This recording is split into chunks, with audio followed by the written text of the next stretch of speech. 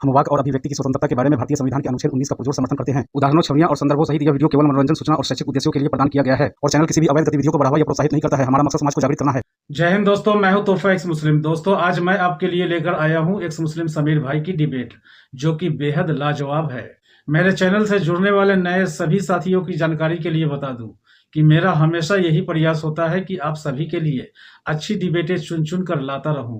तो हमेशा की तरह एक्स मुस्लिम समीर भाई की ये डिबेट नॉलेजेबल, इंफॉर्मेटिव और काफी मजेदार है। हालांकि मोमिनों की मानसिकता हमें अच्छे से पता है, लेकिन कई नॉन मोमिन एक्स मुस्लिम समीर भाई के ऊपर सवाल उठाते दिख जाते हैं कि एक्स मुस्लिम समीर ने सनातन धर्म को अपना लिया है तो उसे इस्लाम के ऊपर बात नहीं करनी चाहिए। तो ऐसे तमाम मोमिनों और नॉन मोमिनों की जानकारी के लिए बता दूं कि हम एक्स मुस्लिम अपनी तालीम के बदौलत इस्लाम के ऊपर सवाल उठाते हैं, वो भी विथ रेफरेंस। हमारे द्वारा सारे रेफरेंस इस्लामी बुक से दिए जाते हैं। बहरहाल आपको क्रॉस चेक करना है कि हमारे दलाइल में कितना दम है। आशा करता हूं सवाल उठाने वाले मेरी बातों से इत्तेफाक रखेंगे। तो चलिए समीर भाई की इस लाजवाब डिबेट को देख ही लेते हैं। जी अल्ताफ साहब। जी समीर भाई, माफ कीजिएगा, माजरत चाहता हूँ। मैं मैंने ड्रॉप कर दिया था, नेटवर्क का थोड़ा सा इशू था। कोई बात नहीं सर, आप फिर से दोबारा आए तो आपका फिर से इस्तेमाल कर लेते हैं सर, हुक्म करें। जी समीर भाई।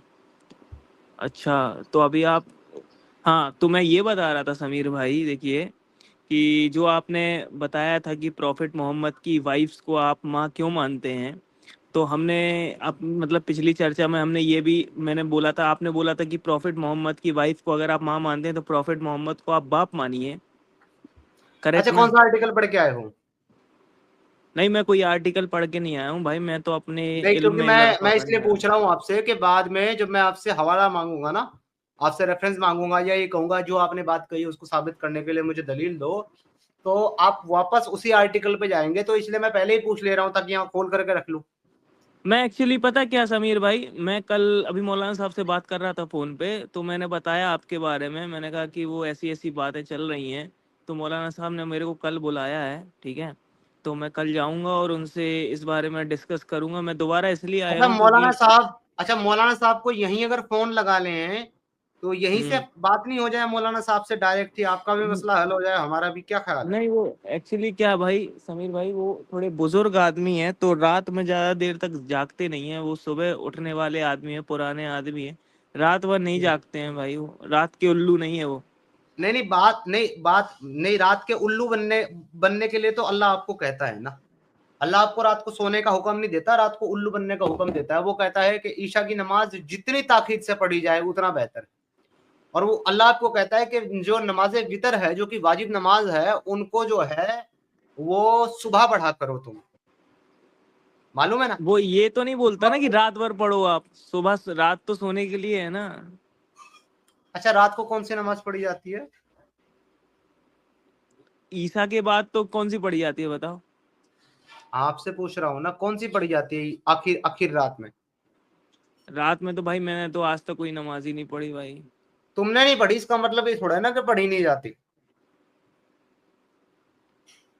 तहज्जुद का नाम सुना है कभी? हैं? तहज्जुद का नाम सुना है कभी? तहज्जुद नफिल का?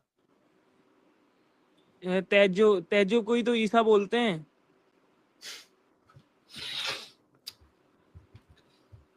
इसीलिए तो कहता हूं कि अगर कुछ पढ़ लिख लेते ना तो तुमको जो है इस्लाम का कुछ पता होता। लेकिन भाई तुम तो अरे इस्लाम उतना तहज्जुद, जानते हो जितना आपको मौलवी बता दे।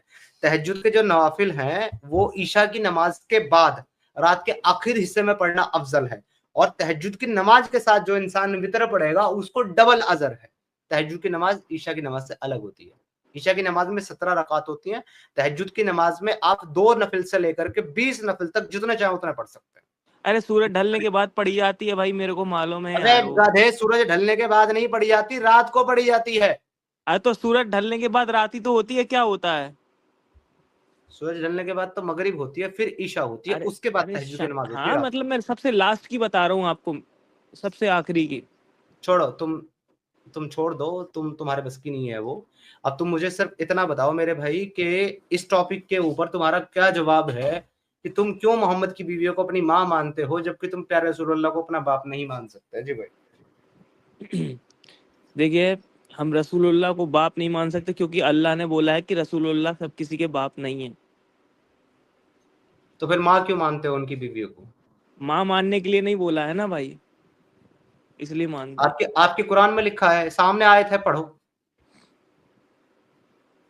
Prophet is more worthy of the believers that themselves and his wife are in the position of their mothers and those of blood अभी अभी आपने relationship पढ़ा, अब अभी आपने पढ़ा his wife are their mother, and his wives कैसे? are their mother.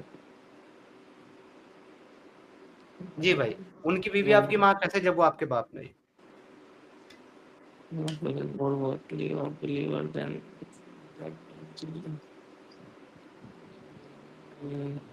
their mother. यही मैं पूछूंगा भाई, मैं कल जाके, मैं ये मेरे को आयत बता दो, मैं 33 की 6 है ना? 33 की 6 है और 33 की 4 में अल्लाह कह रहा है कि जो मुंह बोले रिश्ते हैं वो तुम्हारे अपने मुंह की बातें हैं, उनका हकीकत से कोई लेना देना नहीं है। ये है 33 की 4। Allah has not made for a man two heart in his interior and he has not made your wives whom you declared unlawful your mothers and he has not made your claimed son, adopted son, as your real son, that is saying by your mouth, but Allah says the truth and he guides to the right way. ये तुम्हारे अपने मुंह की बातें हैं, किसी को भी मुंह से बेटा बोल देना, माँ बोल देना, अल्लाह ऐसी बातें नहीं सिखाता, अल्लाह सिर्फ सच बोलता है। ये तुम्हारे मुंह की बातें जो कि झूठी हैं। तो मुंह बोला रिश्ते को आपके अल्लाह ने मना कर दिया, तो फिर आपकी रसूलुल्लाह की जो बीवियां हैं वो भी आपकी मुंह बोली माँ ही है, तो वो रिश्ता भी झूठा है फिर। हाँ तो अल्लाह नहीं मानता है, अल्लाह ने ये तो नहीं बोला ना कि नहीं बोलो। हाँ अल्लाह ने बोला कि भाई इसको हम नहीं मानते हैं, भाई आपका मुंह बोला है तो भाई आपके अल्लाह ने इसमें यही बोला है कि इससे तुम्हारे कोई मुंह गुनाह बोले तो नहीं हो रहा बेटे, ना। तुम्हारे, बता रहा हूँ भाई, अल्लाह ने यही कहा है कि तुम्हारे मुंह बोले बेटे जो हैं वो तुम्हारे बेटे नहीं हैं। नहीं है, नहीं है। सही बात है, नहीं हाँ है। स्वामी साहब गुस्ताखी माफ करे, मैं थोड़ा 30 सेकंड ले सकता हूँ? सर, नहीं ले सकते, क्योंकि मैंने आपको भी बैक स्टेज से हटाया था ये बोल करके कि ये स्ट्रीम ओनली फॉर मुस्लिम है। अब दोबारा जुड़े तो मैंने आपको ये पूछने के लिए ऐड किया है कि क्या आपने इस्लाम कबूल कर लिया है, कंफ्यूज साहब? नहीं सर, मैं थोड़ा इसलिए हिंदुइज्म के बारे में पूछ रहे थे, इसलिए मैं एक हिंदू हूँ। नहीं सर, उसकी जरूरत नहीं है, उसकी जरूरत नहीं है मेरे भाई। अगर आपने इस्लाम एक्सेप्ट नहीं किया है तो आप तशरीफ ले जाएं, ये स्ट्रीम मुसलमानों के लिए है। बाकी अदर XYZ पे आपको तबलीग करनी है किसी और मजहब पे, आप जाइए भाई साहब, अपना चैनल खोलिए, वहां बैठ करके जो मर्जी तबलीग कीजिए। मेरा प्लेटफॉर्म इसके लिए नहीं है कि मैं एक गैर मुस्लिम को, एक हिंदू को, एक क्रिश्चियन को या एक जू को यहाँ बैठाऊंगा और उससे इस्लाम की बुराइयां करवाऊंगा, ये मेरा काम नहीं है। इस्लाम पर बात करने का हक या तो मुझे है जिसने इस्लाम को एक्सेप्ट किया है और बाद में इस्लाम को छोड़ा है, या तो उनको है जो इस्लाम को प्रैक्टिस कर रहे हैं। बाकी किसी और को मैं हक नहीं देता इस्लाम पर बात करने का, मेरे चैनल पर नहीं, अपने चैनल पर जो चाहे करो। हाँ सॉरी अल्ताफ भाई, कंटिन्यू करें। नहीं मैं तो यही बता रहा था कि ऐसा कोई मतलब आगे ऐसा कोई गुनाह तो नहीं लिखा है ना भाई। हम लोग बोल रहे हैं ठीक है, हमारे लिए वो झूठी है और लोगों के लिए हम लोग बोल रहे हैं अपनी तरफ से, हम कोई गुनाह तो नहीं कर रहे हैं, बस क्या दिक्कत है? नहीं, आप असल में देखिए बात क्या है, आपको पता है ये एडॉप्शन का जो सिस्टम है, मुंह बोले बेटे को बेटा ना मानने का, उसको रिश्ते को, एडॉप्शन को हराम करने का जो ये कॉन्सेप्ट है, ये क्यों आया था आपको पता है? नहीं भाई मेरे को नहीं पता। मेरे को इतना पता है कि हमारे यहाँ पर पड़ोस में हमारे मौलाना साहब ने एक बेटी को गोद लिया था, फिर उसके बाद उससे निकाह कर लिया था कुछ सालों बाद।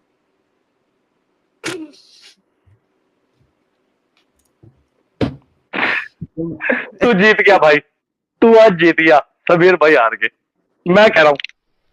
Are you comedy me?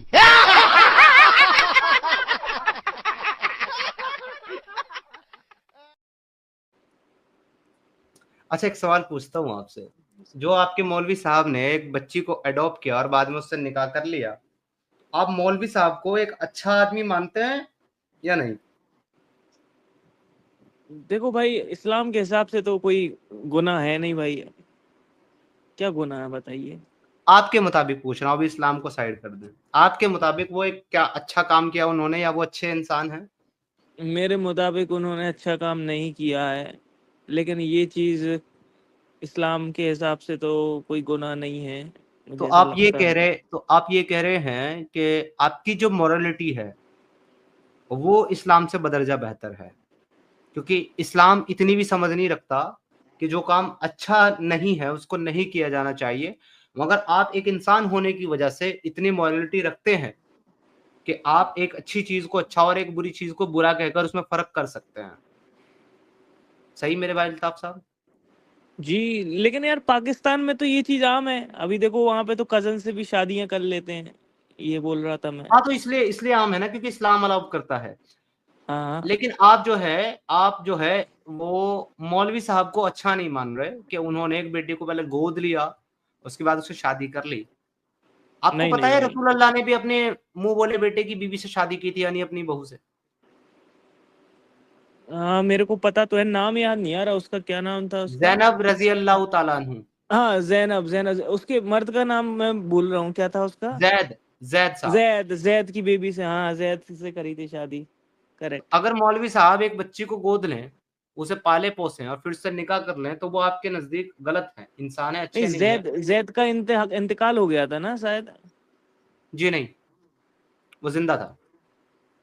तो फिर भई अगर रसूल अल्लाह एक लड़के को काबे के गिलाफ के सामने खड़ा होकर के काबे का गिलाफ यानी काबे के ऊपर जो काला कपड़ा पड़ा है उसको पकड़ करके कहें कि ये ज़ैद बिन हारिस जो है वो मेरा बेटा है और आज के बाद इसको ज़ैद बिन मोहम्मद कहा जाए, और फिर इसको पाले-पोसे और जब वो बड़ा हो जाए उसका निकाह करवा दें अपनी चचेरी बहन ज़ैनब के साथ, और फिर बाद में उसकी गैर मौजूदगी में उस घर जब जाएँ तो वहाँ जाके कहें सुबहान अल्लाह या मुक़ल्लिबुल क़ुलूब, उसकी बीवी को देखकर कि सब तारीफ अल्लाह के लिए है जो दिलों को बदल देता है, और उसके बाद कुरान में आयत नाजिल हो जाए सूरह अल अहज़ाब की आयत नंबर 37 जिसमें अल्लाह कहे कि ए नबी, जो बात तू अपने दिल में छुपाए बैठा हुआ था, तू लोगों से डर रहा था, हमने वो बात अल्लाह लोगों के सामने वाज़े तौर पर कर दी कि जब तेरे बेटे ने उससे अपनी कोई ख्वाहिश बाकी ना रखी, अपनी बीवी ज़ैनब से, तो हमने उसका निकाह तेरे साथ करवा दिया। लिहाज़ा वो तेरी बीवी है और तुझ पर कोई मलामत नहीं कि तू उसके साथ निकाह करके उसके साथ रहे।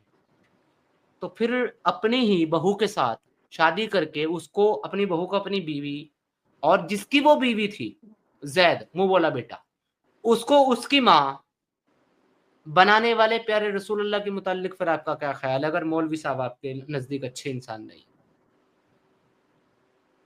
मुझे पहले इसका सूरत-हाल पता करना पड़ेगा भाई, इसके बारे में मैं कल जाऊँगा, पूछूँगा मौलाना साहब से। ये लीजिए सूरत-हाल आपके सामने रख देता हूँ, आयत नंबर 37 आप खुद पढ़ें।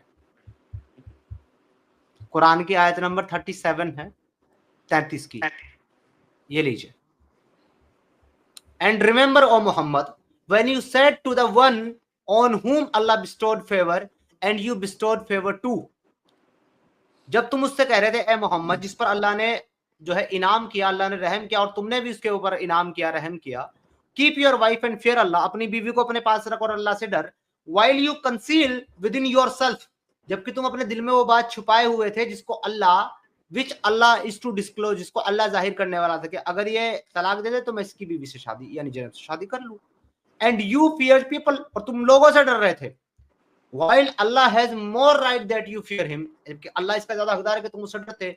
So when Zaid had no longer any need for her, जब जैद ने उससे कोई जरूरत बाकी नहीं रखी, we married her to you, हमने उसका निकाह तेरे साथ कर दिया, in order, इसलिए that there is not be upon the believer any discomfort, the wife of their claimed sons when they no longer have need of them, ताकि क्यों कर दिया निकाह, ताकि मुसलमानों को अपने मुंह बोले बेटे की बीवियों से या अपनी मुंह बोली बेटियों से शादी करने में कोई दिक्कत ना रहे जब उनके एडॉप्टेड सन उससे कोई ख्वाहिश या कोई जरूरत बाकी ना रखें।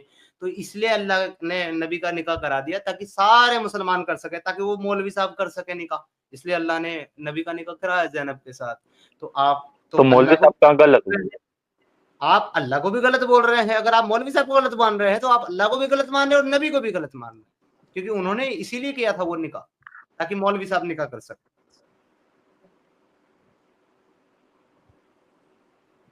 ठीक है, लेकिन मेरे हिसाब से भाई निकाह किया उसका, वही रेप वगैरह तो नहीं किया ना, ये भी अच्छा, तो है। मिसाल के तौर पर मैं आपसे एक बात करता हूँ, आपका इंतकाल हो जाता है, आपकी बेटी को मैं गोद ले लेता हूँ, वो 3 साल की है, मैं 50 साल का हूँ, और जब वो 6, 7 या 9 साल की हो जाती है, मैं उससे निकाह कर सकता हूँ? आपको मतलब आपकी रूह कहीं पे भी होगी, आप तड़प नहीं जाओगे? अकॉर्डिंग टू यू बिलीवर, क्योंकि मैं तो मानता नहीं हूँ। सिर्फ इसका नहीं, जवाब दे दो। देखो यार, मेरे हिसाब से तो ऐसी बात है कि भाई अगर भाई मेरी तड़प जाएगी कि बेटी, नहीं? अगर कोई तड़प मेरी जाएगी कि बेटी नहीं? है। इतना बता दो सर। तड़प जाएगी कि नहीं? क्या इतना बता दो बस। फिर तड़प क्या जाएगी क्या आपकी तड़प रूह कि नहीं जाएगी? तड़प? मैंने मतलब कहा अगर रूह। आपका इंतकाल, मैं कह टीम रहा हूँ मेंबर आपका भाई, टीम इंतकाल हो जाए। मेंबर भाई, टीम मेंबर, एक मिनट, मैं आसान कर देता हूँ। भाई वो ये कह रहे हैं कि अगर खुदा ना ख्वास्ता ऐसा हो कि आपकी एक बेटी हो और आपका और आपकी अहिल्या मोहतरमा इस दुनिया से चले जाए, खुदा ना ऐसा करे, आपकी लंबी जिंदगी हो, एग्जाम्पल के तौर पर कह रहे हैं, और आपके पीछे एक बच्ची जो है वो लावारिस रह जाए, माँ बाप के ना हम्म। होने की वजह से यतीम हो जाए, और हम्म। उसको कोई इंसान जो है ऐसे ही अपनी बेटी की तरह पाले, और जब वो 9-10 साल की या 12 साल की हो जाए और जब उसको हैज आ जाए और वो बालिग हो जाए, तो वो इंसान उसको अपनी बीवी बना ले, तो क्या, और ये चीज आपको पता हो कि ऐसा हो रहा है, तो क्या आप उस चीज को पसंद करेंगे कि आपकी बेटी के साथ कोई ऐसा करे? नहीं, मैं नहीं करूंगा भाई पसंद ऐसे। आप एक अल्लाह ने बहुत जायज करा है। भाई मेरे, आप एक बहुत अच्छे इंसान हैं, लेकिन अफसोस के साथ आप एक अच्छे मुसलमान नहीं हैं। रीजन ये है कि अगर आप उसको पसंद नहीं कर रहे हैं तो आप अच्छे मुसलमान नहीं हैं, जिसको अल्लाह और उसके रसूल ने पसंद किया और हुक्म किया है। आप नहीं है फिर मुसलमान मेरे भाई। मैं एक काम समीर करता हूँ ना, भाई, मैंने ये सारे मैं इन्हें फूल जवाब, भेज सकता हूँ? हाँ एक सेकंड टीम मेंबर भाई, उनको बात तो मैं रखने दो। मैंने ये हाँ जी। सारे सवाल नोट कर लिए। कल मैं जाता हूँ मॉर्निंग में, ठीक है, सारे पूछूंगा मैं। और हो सकेगा तो भाई आपका कोई नंबर वगैरह हो तो मेरे को दे दो, तो आपकी कॉल में बात करवा दूं चाहे तो, समीर भाई। हाँ मेरा नंबर मैं आपको दे देता हूँ। पुलकित साहब आपको ब्लॉक किया जा रहा है। अच्छा जी, यार ये मेरा नंबर है मेरे भाई, अगर आप चाहें तो इस पर मुझे व्हाट्सएप कर सकते हैं। अगर आप मौलवी साहब से मेरी बात कराना चाहें तो वो भी करा सकते हैं। हाँ।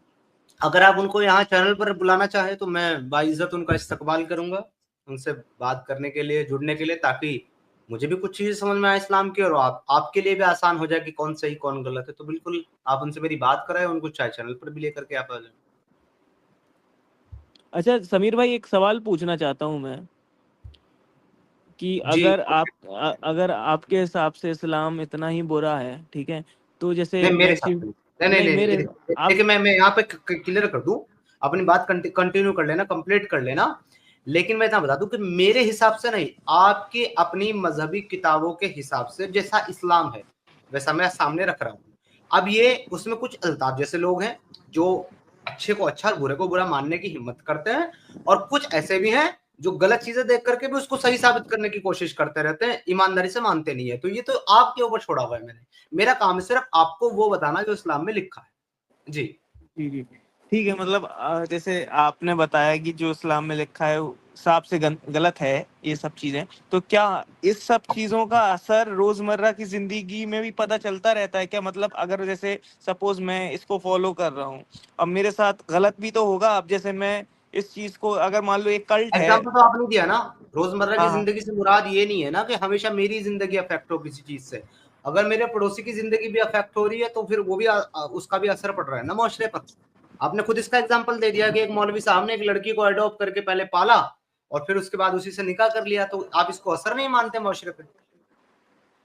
नहीं, मैं असर तो मानता हूँ। जैसे ये चीज भी है कि उनके देखने के बाद बहुत से लोग ये काम करेंगे भी, ये बात भी है। लेकिन मेन चीज यही है कि मैं इन सब चीजों की मुखालिफत तो करता ही हूँ, मेरे को पसंद नहीं है ये सब चीजें। लेकिन बात वही आ जाती है समीर भाई कि जब तबलीगों में जाते हैं तो वहां पर ये सब चीजों को जायज करार दिया जाता है। समझ रहे हैं आप मेरी बात को? जायज करार दिया जाता है या नाजायज? मतलब जैसे जायज। मतलब जैसे जाते हैं तो वो बताते हैं कि अगर भाई अगर आप एडॉप्ट कर लिया किसी लड़की को तो आप उसके साथ निकाह कर सकते हो, कोई दिक्कत नहीं है, क्योंकि नहीं इस्लाम में। अडॉप्ट कर ही नहीं सकते ना, बात तो यही है ना, इस्लाम हाँ ने मतलब अडॉप्शन ही खत्म कर दिया है। आप किसी लड़की को, एडॉप्शन नहीं है। हाँ। आप किसी लड़की को पाल सकते हैं, उसकी जी जी। तरबियत कर सकते हैं, लेकिन आप तरबियत। उसको अडॉप्ट नहीं कर सकते, यानी वो आप उसको अपना नाम नहीं दे सकते। नहीं दे सकते, सही बोल रहे हैं आप। तो जैसे अगर हम उससे निकाह कर लेना, तबलीगों में बोलते हैं हाँ भाई कर सकते हैं, लेकिन भाई उसके अंदर की जो जमीर है ना वो इजाजत नहीं देता। समीर भाई क्या सीन है कि फिर वो वो जमीर इसलिए इजाजत नहीं देता अल्ताफ साहब, वो आप जैसे लोगों का जमीर है जो इजाजत नहीं देता, क्योंकि हमारे अंदर आज भी जो है ना वो संस्कृति वो परंपरा कहीं ना कहीं बाकी है जो हमारे बुजुर्गों की थी, जिससे हम कन्वर्ट होकर के मुसलमान बने हैं। रीजन जी ये जी है, तो वो हमारे अंदर कहीं ना कहीं थोड़ी बहुत खून में असर में कहीं ना कहीं बाकी है, इसलिए हमारा जो जमीर है वो इसको अलाउ नहीं करता। वरना मैं आपको हिंदुस्तान की सरजमीन से ही आने वाले और पाकिस्तान की सरजमीन से आने वाले ऐसे मुसलमानों के बहुत सारे वीडियो एग्जाम्पल के तौर पर पेश कर सकता हूँ, जहां एक शख्स ने ये कहा है कि हाँ अगर मैं किसी बच्ची को पालूंगा और वो बड़ी हो जाएगा, मेरा उसके ऊपर दिल आएगा तो मैं शादी कर लूंगा। मैंने पूछा ये क्या सिर्फ इसलिए कर लोगे कि इस्लाम में जायज है? उसने कहा जी बिल्कुल सिर्फ इसीलिए। मैंने उससे पूछा कि अगर खुदा न खास्ता इस्लाम आपको यह इजाजत देता कि आपके वालिद के इंतकाल के बाद आप अपनी माँ से निकाह कर सकते हैं, तो क्या आप उसको भी अच्छा समझते? उसने कहा जी बिल्कुल अच्छा समझता और करता भी। अब बताइए। हाँ तो भाई बस मेरा यही है कि मैं एक किताब को किसी को फॉलो नहीं करता हूँ, मैं भाई अपनी मोरालिटी के हिसाब से भी चलना चाहता हूँ। मैं मेरा कोई मतलब ये नहीं है कि भाई मैं इस किताब के जरिए ही अपनी पूरी जिंदगी गुजारूंगा, मेरा ऐसा कुछ नहीं है ओके भाई इंटेंट। ओके। अच्छा, आपने टीम मेंबर पूछा था कि मैं इनको रोज दे सकता हूँ क्या? अब दे सकते हो, अब दे दो। और सारे लोग इनको रोज देते हैं। तो देखिए मेरे भाई, आप चाहे अपनी जबान से ये कहें कि मैं मुसलमान हूँ, या आप अपनी जबान से कुछ भी माने, अपने दिल से कुछ भी माने, लेकिन जो आपका अकीदा है ना, जो आपका स्टैंड है, वही हमारा। फर्क सिर्फ इतना, हम अपने आप को इस्लाम से बाहर कहते हैं, आप इस्लाम के अंदर कह रहे हैं। जी बाकी जी। है आप भी बाहर ही, हमारे साथ ही खड़े हैं। लेकिन मैं जाऊंगा कल, मैं बात तो करूंगा एकदम जाकर, और आपकी बात भी कराऊंगा इंशाल्लाह। करनी जरूरी है, करनी जरूरी है। करने से पहले एक बार ना खुद पढ़ लेना। अगर आपको लगता है कि जाना चाहिए फिर जाना, वरना कोई दिक्कत नहीं है। अच्छा समीर भाई, मैं एक चीज और पूछना चाहता था, अगर आपने मतलब प्रीवियस मतलब पास्ट में अगर आपने कुछ गलत काम किए हो, ठीक है, और फिर उसका जैसे आपके यहाँ बोलते हैं ना फल भोग रहे भाई उस चीज का, ठीक है, तो भाई उसको सुधारा भी जा सकता है क्या? मैं ये पूछना चाह रहा हूँ। आप किस कॉन्सेप्ट में पूछ रहे हैं, इस्लाम में या सनातन में या किसी मैं और आपके बिलीव में या नॉर्मल? मैं आपके हिसाब से पूछ रहा हूँ, आप मतलब इस्लाम के हिसाब से नहीं। मेरा हिसाब तो जो है ना वो सिंपल है, वो तो कर्मफल सिद्धांत है। मैं कर्मफल सिद्धांत को मानता हूँ, गीता का फॉलोवर हूँ। और गीता ये हम्म कहती है कि किसी आदमी ने कोई भी कर्म किया हो, अच्छा या बुरा, हम्म दोनों, हम्म। उसका फल जो है उसको उसको भुगतना ही पड़ेगा। भुगतना हर पड़ेगा। हाल में, हर हाल। अच्छा। जी जी। चाहे वो इंसान हो, चाहे वो भगवान ही हो, जो हम्म। प्रकृति में है ना, तो दुनिया में है, जिसने जो भी जी। जो भी काम किया है, जैसा भी काम किया है, उसके हम्म। इंटेंशन के पर डिपेंड करता है, क्या इंटेंशन था कोई काम जी करने का, तो उसका जी। उसका फल भोगना ही पड़ेगा, जरूर अच्छा भोगना। अच्छा। ठीक है। ओके, जैसे मैं आपको एग्जांपल देता हूँ, मेरे हैं एक मतलब मेरा फ्रेंड ही है, वो क्या है कि उसका वो अभी एक सीवियर हेल्थ इशू से ग्रसित है, मतलब अभी मतलब फेस कर रहा है वो। तो उसने पहले प्रेजेंट मतलब पास्ट में ना उसने ये सब चीज़ें काफ़ी ज़्यादा रेड मीट वगैरह बहुत कंज्यूम किया है, तो उसके कारण उसको बड़ा सीवियर हेल्थ इशू हो गया। तो अभी जैसे कि उसका तो सीन बड़ा गड़बड़ है, वो भी मोमिन है, लेकिन वो कह रहा है कि भाई मैं सब कुछ छोड़ दूंगा और ऐसा करके।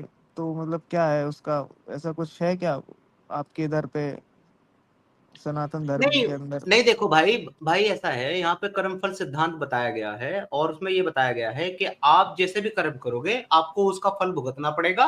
वो फल भुगतने के बाद अगर आप ये कहते हो कि भाई मैं दोबारा बुरे कर्म नहीं करूंगा, क्योंकि मेरे बुरे कर्मों का फल जो है मुझे बुरा मिला है, या फिर मुझे मेरे अच्छे कर्मों का फल जो है अच्छा मिला है, तो मैं आगे भी अच्छे कर्म करूंगा, आप एक जो है अपने अपने हिसाब से एक वो लेते हैं, प्रण लेते हैं, या एक इरादा करते हैं, या एक वादा करते हैं खुद से, उसके बाद आप अच्छे काम करते हैं, तो फिर आपको आगे अच्छा फल मिलेगा उसका। सिंपल जी जी बेस्ट है हमारा। जी। लेकिन ऐसा नहीं है कि आपने कोई बुरा काम करा, उसके बाद आपने माफी मांग ली, तौबा कर ली, और फिर कहा जी आगे नहीं करूंगा, और आपको उसका फल नहीं मिलेगा। नहीं, उसका फल तो भुगतना पड़ेगा, हर हाल में भुगतना पड़ेगा। लेकिन फिर आगे आप बुरे काम नहीं करोगे तो आपके साथ आगे बुरा नहीं होगा। आगे बुरा नहीं होगा, ठीक है। जी। अब सही है ये सही हस्तर है। साहब जो हैं, ये भी यही कह रहे थे कि जरूरी नहीं सबको भुगतना पड़ेगा, सबको भुगतना पड़ेगा। हस्तर साहब, सबको भुगतना पड़ेगा, क्योंकि भगवान राम जो है, राजा राम जो है, उन्होंने जो जो कर्म किए हैं ना, उनको जब कृष्ण रूप में वो अवतरित हुए हैं, तो उनको उसका फल भुगतना पड़ा है। तो जब भगवान इस प्रकृति में, इस बंधन में आने के बाद उसको भी अपने किए हुए कर्मों का फल भुगतना पड़ता है। तो फिर कोई भी इंसान भगवान से ऊपर तो नहीं हो सकता, तो उसको किसी ने भुगतना पड़ेगा, जरूर भुगतना पड़ेगा। नहीं, बात तो आपकी सही है। और एक मैं सेकंड, एक सेकंड, बात मिसाल के तौर पे आप जहर खा लो, आपको रिएक्शन तो होगा ही, दैट्स इट। जी जी जी, हाँ वो तो है ही, और क्या। सही बात है, सही बात है। जी ठीक है अल्ताफ भाई, अच्छा लगा आपसे ठीक है। बात करके। और मैं फिर से एक बार आपसे यही गुजारिश करूंगा कि इंसान आप बहुत अच्छे हैं, और वाकई आप जैसे लोगों के, मुसलमान भी अगर रहने से कोई कहे ना, आप जैसे लोग कि हम मुसलमान हैं लेकिन हम ऐसा सोचते हैं, तो सर आपके मुसलमान बने रहने से भी हमको कोई तकलीफ नहीं है, क्योंकि हमारा जी जी मकसद जो है वो दुनिया से नफरत खत्म करके आपस में भाईचारा, रैशनैलिटी और प्यार मोहब्बत अगर जो है कायम करना है। और लोगों को सिर्फ इतना बताना है कि किसी भी अकीदे या बिलीव के बिहाफ पर किसी दूसरे की जान लेना, किसी दूसरे को तकलीफ पहुंचाना या अपना अकीदा उसके ऊपर थोपना, ये अच्छी बात नहीं होती। सिर्फ इस वजह से हम लोग ये एक्टिविज्म कर रहे हैं। नहीं, सही है भाई, सही है भाई। मैं कल जाऊंगा समीर भाई, और आपकी बात भी कराऊंगा, ठीक है। और ठीक है, फिर आपको मैं फोन लगाऊंगा, आप मेरे को वक्त बता दीजिए, आप जब फ्री रहते हो, मैं आप उसी मुझे वक्त दोपहर चलाऊंगा। 12 के बाद एनी टाइम कॉल कर सकते हैं, मैं हमेशा अवेलेबल रहता हूँ। ठीक है समीर भाई, ओके ओके। ठीक है जी, शुक्रिया, थैंक यू ओ, सो मच, अच्छा खुदा लगा बात हाफिज, करके ओके, आपसे। Thank you so much. दोस्तों, आज की डिबेट अगर आपको अच्छी लगी है और समीर भाई की डिबेट आगे भी देखना चाहते हैं तो एक बार कमेंट में कंफर्म जरूर करें। और एक्स मुस्लिम एक्टिविज्म के लिए हमारा समर्पण आकर्षक है, तो ज्वाइन बटन दबाकर हमारे चैनल का मेंबरशिप ले लीजिए, हमें और ज्यादा सपोर्ट मिलेगा। और चैनल को सब्सक्राइब किए बिना ना छोड़े, साथ में वीडियो को लाइक, शेयर और कमेंट भी किया करें, ताकि आपके लिए अच्छी अच्छी डिबेट हमेशा लाता रहूं। तो फ्रेंड्स, आज की डिबेट को यहीं पर एंड करते हैं। फिर से हाजिर होऊंगा आपके बीच एक और नई डिबेट लेकर। अपना और अपनों का ढेर सारा ख्याल रखिए। इंसानियत जिंदाबाद, वंदे मातरम, भारत माता की जय।